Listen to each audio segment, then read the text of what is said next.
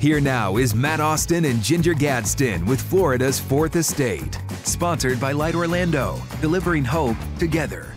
Hello everyone and welcome to Florida's Fourth Estate. It is the podcast where we try to explain the things that only make sense in Florida, but to the rest of the world it's kind of weird. Like, you're gonna have alligators in your yard, possibly your home, or you're gonna build a beautiful home on a sinkhole. Yeah, or a beautiful city on a sinkhole, which is exactly what Orlando did. We are at Lake Eola Park in beautiful downtown Orlando, and who knew that in the 1800s, this was a sinkhole? It still is, right? Yeah, I guess it's still a sinkhole. We call it a lake now. And to guide us through not just this sinkhole, but all of sinkholes and what they're all about, we have Dr. Manoj Chopra here. He's been at UCF in the engineering department for more than 30 years. That's right. Dr. Chopra, thank you so much for joining us today. Thank you for having me. It's a pleasure speaking with you. Yeah, you're really talking about something that is a curiosity to a lot of people. I lived here for probably 5 to 7 years before I realized that what we're standing in front of is actually a sinkhole. And for people who, we only know tragic stories about sinkhole. I have many, but for people who don't know what a sinkhole actually is, can you explain it? Absolutely. So first of all, this is just one of them. We have many of them. And if you fly over Central Florida, if you see those really round lakes, they're probably sinkholes. Because the sinkhole is typically a funnel that fails the surface and falls in. All right, so all the circular ones. A sinkhole is a special type of surface failure or ground failure that happens if you have just the optimal type of geology. And what we have in Central Florida is something called karst or limestone geology. Typically about 20 to 30 feet below us is this lime rock that is so cracked and broken up. I think of it as a Rice Krispies layer. It's very porous. That's very porous, very porous. And so anything above it can potentially go through it, percolate or migrate through those holes that are in that limestone. And of course, the stuff that's on top, the soil, is now going through those layers, causing cavities to form above it. Now, we may see the cavities or we may not see them, depending on the kind of soil there is. But that's what a sinkhole is, essentially a cavity underground. And it's a failed sinkhole or a collapsed sinkhole when the surface fails and you get something that opens up like this. Wow. This whole thing is not a sinkhole. A corner of this is. But because there was a sinkhole, the water came up, stabilized into a lake. So this entire thing is not a sinkhole. Okay, so a piece of it is sinkhole. How big do these sinkholes get? Because if you look at like Lake Okeechobee or Lake Toho, are those sinkholes or are those normal lakes? Those are normal lakes. Okay. They're natural, or all of them are natural lakes, the ones you mentioned. But the larger sinkholes are ones that are interconnected. Typically, the individual sinkholes are not that big because you have these local areas of migration, as I mentioned earlier, of the soil going through it. So those things are happening in a small area. But if you have a whole lot of those, they often connect, and then you start having these, areas that are falling in, and then they can connect into a larger lake. So typically, a typical sinkhole would be the one that's the Rose Lake on Denning. That's a good sized sinkhole. But there are many small ones. You could have one that's about the size that we're standing on. Or lately you've noticed a lot of sinkholes opening up near residential areas, the corners typically, or where there's water accumulated. And so that's where a problem is typically. It's about that size. I think the sinkhole that most people will know in Central Florida, or just in Florida in general, and it became famous around the world, is the one in Seffner. Correct. That opened up underneath a home and swallowed a person and the entire house, right? And so for months and months, they blocked off a couple of homes around that sinkhole. How do you know when a sinkhole, one, that's terrifying, but how do you know when that sinkhole is stable? Because years later, they came back to that same neighborhood and said, oh, something's happening again. Like, it makes people nervous thinking that this might not be stable. That's a good question. And stability of individual sinkholes is different from the stability of a whole area. So what they're having trouble with in Seffner and other areas in Central Florida are that area is developing other sinkholes, whereas the one that has failed may have stabilized. to answer your question, the stability of a sinkhole is typically when you start to see a stable water level in it, i.e. it becomes a lake. Like this. This Like one's this. now pretty stable. That is pretty stable, or the one on Denning. But if you see, and the first thing they do is they cordon off the area so that they want to see whether it's going to grow anymore. Because if you think of it, the initial sinkhole may be straight down in vertical failure, but it's going to start collapsing the sides. So the sides will form bigger and bigger funnel. When all of that stabilizes, soil has a natural stability to it, right? Unless, and I'll tell you about when it isn't naturally stable, when you have clay in it. Now, you know, that's a different case. But sand, if you start to see, if you pour sand and it starts to stabilize, there'll be a slope to it. Mm-hmm. Typically, a sandy hole typically gets to a certain size and stabilizes. And then you start, what happens is water starts filling into it. And then when the water stabilizes, there's no more movement of water. You can say that's pretty stable. And that's when they declare that area to be safe or condemned if something fell into it. Yeah, and that Seffner sinkhole that you talked about, it's a part of a larger alley all the way through the state of Florida? Yes, it is, Matt. That's a great point. Sinkhole Alley. Sinkhole Alley, it goes all the way from Hillsborough County and close to Tampa, all the way up to Daytona. And it goes through our areas of Maitland and Winter Park. I don't think a lot of people know this. Yeah, and it's nothing to worry about, but if you're building or buying property in Maitland or Winter Park or some of the other areas that are sort of following around I-4 and around those areas, it's a good idea to look at the history of that area. You may first thing you want to do is to go to this geological survey, the Florida Geological Survey map of sinkholes. A few years ago, I'd say about 8 or 9 years ago, they were given $1 million from the state to categorize all of the subsurface depressions. Were they just depressions? I mean, we could have a depression right here. Right. Or were they sinkholes? Okay. So they have a category, a listing of all of these different depressions, and they know where the sinkholes were. Once you know if your area is prone to sinkholes, going back to our point about Seffner and other areas, there could be the likelihood of, in those areas, more sinkholes opening is very high.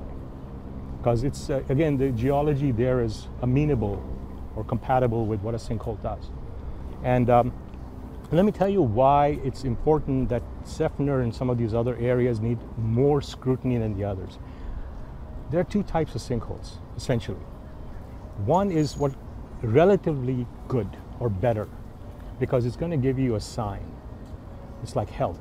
You know, if you're getting some kind of a symptom, then you know you're not doing well. The sign is that the surface is starting to have a depression, or things are not quite aligned anymore.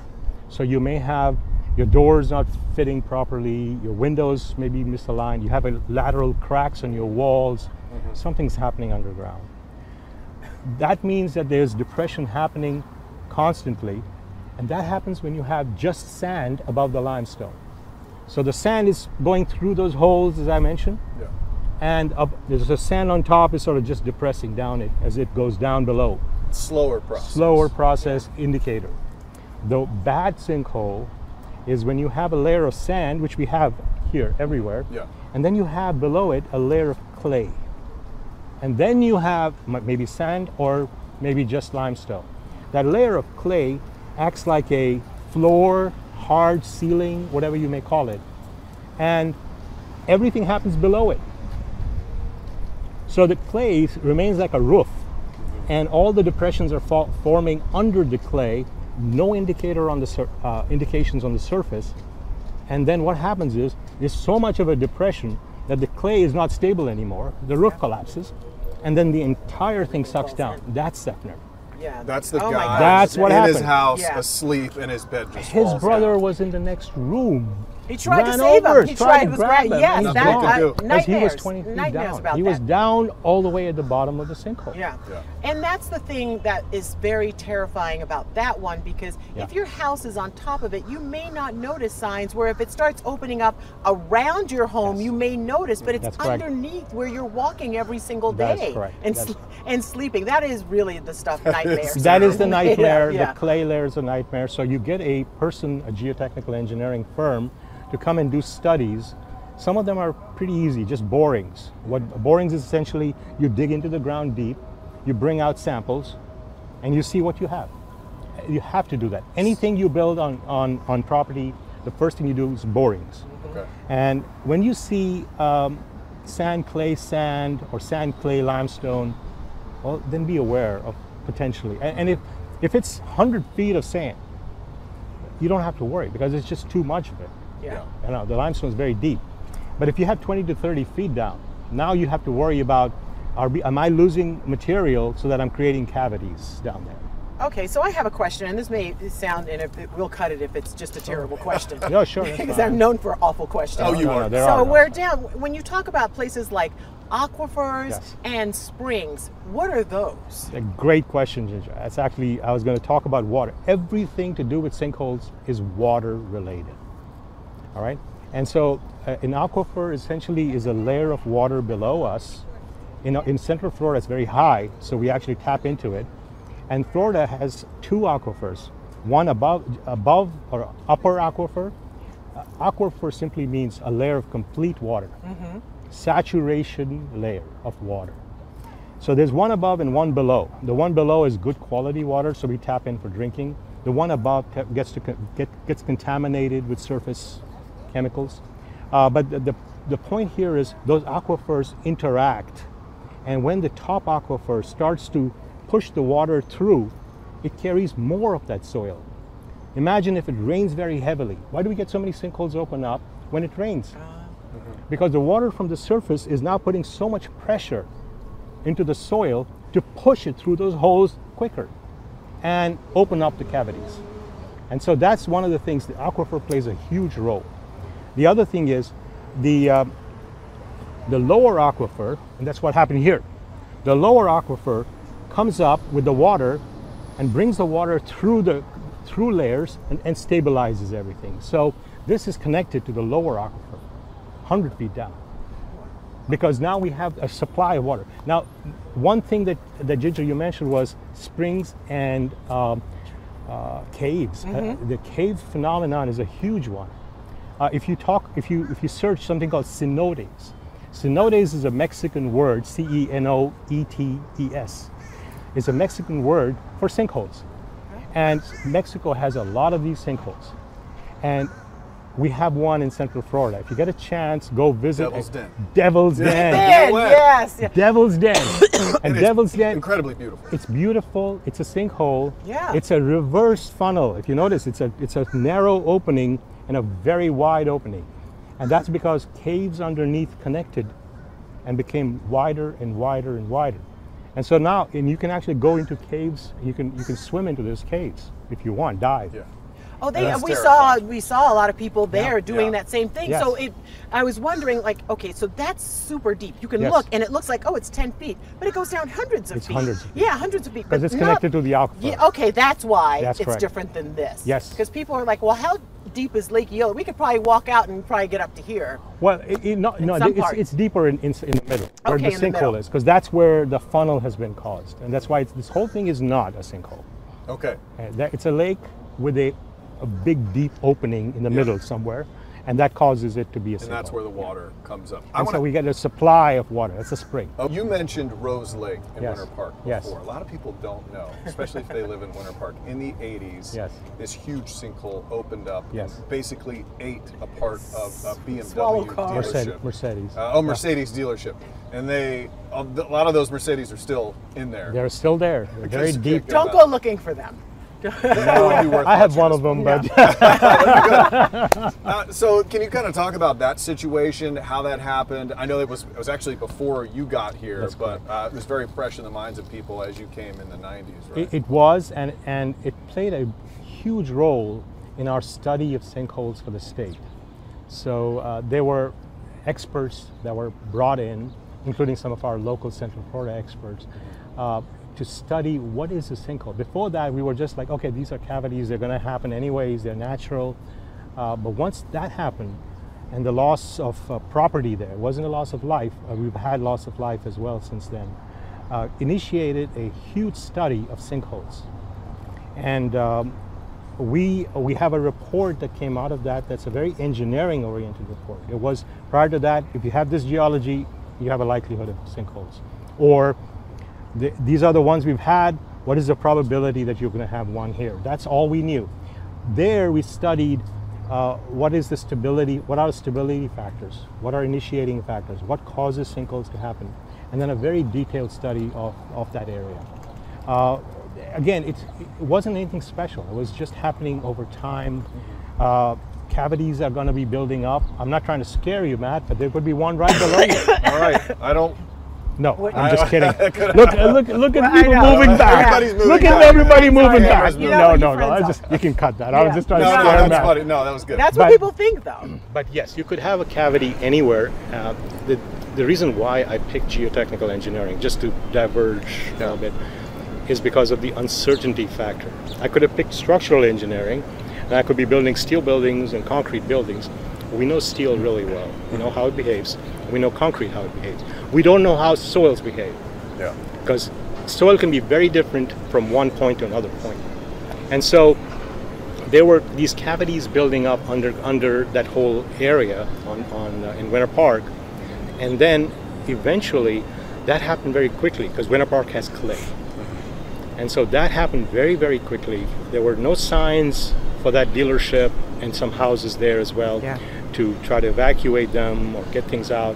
It just happened. Are there areas of concern? We know we talked about Sinkhole Alley from Hillsborough County to Central Florida, right? Are there areas of concern in the state that you guys are paying particular attention to? A couple of things. One, this alley, of course. I mean, that's where most of it has happened. Not as much up north because it has the red clay and other things that are more stable. But lately we've had some cases where we are now starting to deposit phosphorus from mining operations. I don't know if you know those dams in around Lake Okeechobee. And when you start to load Florida soil with something high, something heavy, what you're going to do is to, again, make it so heavy that those cavities will start opening up. So if you want, you can look at a recent sinkhole where it was under one of the phosphorus mounds, and under it, what does that do? That potentially takes the chemicals that are in that phosphorus and pushes it into the drinking water. Oh, that's and awful. so that's a little bit worrisome. So we try to concentrate on areas, 2 or 3 things. One, where we're adding man-made loads, because that may accelerate the opening of these holes. The holes are there. The holes are there. What causes a sinkhole is the failure of the hole. The holes will always remain forever and ever. They've been there for minutes. The weight will exacerbate. The second is when we have a lot of rain. That's where you have to be a little bit more careful of historically where we may have had sinkholes, because that's what is going to push it. And the third, which I haven't mentioned yet, is we tend to draw water from certain areas, maybe for irrigation purposes. Particularly, I'm talking about farmlands. When we have a cold spell and we have oranges, one of the things we do is actually draw water from the ground to cover the oranges. Yeah, to form that protective protective layer. Yeah. You'll find historically when you do that, you have more sinkholes. Oh, because what did you do? You suck the water out, causing the weaker. Yes. That's oh my interesting. gosh. So all of this is water driven. Yeah. Rain, pumping, and then more load, which pushes the water down. Okay. Wow. All right. That's So fascinating. we have freaked everybody out thoroughly who owns a house in the state of Florida. Do your research. But that's how I want to land the experts. plane here. Right. If you're buying a home in Winter Park or Seffner or anywhere in Orlando, what is the best thing to do to try to make sure that where you're buying, the underneath is not going to fall from you while you're trying to sleep at night? Matt, Ginger, there's no guarantee. Yeah. However, you can do, as you said, do your research. We call it due diligence. Look for the history of the area. Ask questions of the experts in the city or the county. Search. It's so easy to search our databases. Search the database for the Florida Geological Survey. And I'm not in the insurance business at all, but maybe it's a good idea to talk to the insurance people and say, is in this area, is there a need for me to get sinkhole insurance? Oh. And is it expensive to have somebody radar or do boring to where they check and see if there's clay or sand or limestone or what? Borings are cheap. Okay. You should try to do them at least on the border of your property or some certain places. You can do a limited number. You can't do a whole bunch. Radar is expensive. Okay. Only a few people do them. It requires quite a bit of effort and equipment, and it also has limitations, because if you have a clay layer, radar doesn't penetrate, or if you have a pavement, radar doesn't penetrate. So radar only penetrates through certain things. So I think the best thing you can do is look at the history of the area. Okay. The chances of getting a sinkhole. So bottom line, you come out, enjoy this beautiful view because it's fine. I just love the history of it, and now we know the science behind Lake Eola. That's so fascinating. Thank you for explaining that and making it just seem like, oh, I get it. It's my pleasure. I'm always here to answer questions for you and for our community. Fantastic conversation. Such a smart guy. Dr. Chopra, I'm going to go tell these people who are on these swan boats, hey, you're in a sinkhole! They know. They don't care. They're on swan. They got to be freaked out. They're all running away. They're all running away. Get out of here. This is another episode of Florida's Fourth Estate. Thanks for watching. Thank you, Dr. Chopra. Thank you very much. And thank you for watching Florida's Fourth Estate. You can download it from wherever you listen to podcasts or watch anytime on News 6 Plus.